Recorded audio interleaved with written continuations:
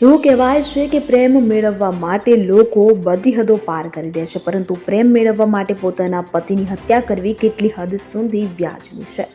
તાજેતરમાં ઇન્દોરના રાજા રઘુવંશીને તેની પત્નીએ પ્રેમી સાથે મળીને મોતને ઘાટ ઉતારી દીધી હતો.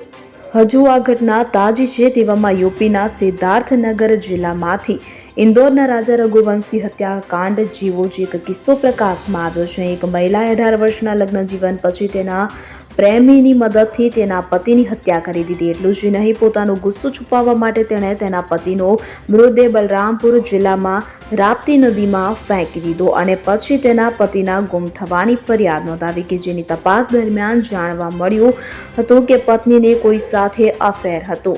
આ માહિતી પર જ્યારે સંગીતાની કડક પૂછપરછ કરવામાં આવી ત્યારે તેણે જણાવ્યું કે બલરામપુરના સેમરાહના ગામ પાસે તેણે તેના પતિને ઝેરી પદાર્થ આપીને પુલ પરથી નદીમાં ફેંકી દીધો. 10 જૂને તેના પતિનું હાડપિંજર તેના દ્વારા જણાવેલ જગ્યાએથી મળી આવ્યું હતું. પરિવારના સભ્યોએ તેની ઓળખ કરી લીધી છે. બંને આરોપીઓને કસ્ટડીમાં લેવામાં આવ્યા છે અને કાયદેસરની કાર્યવાહી હાથ ધરવામાં આવી છે.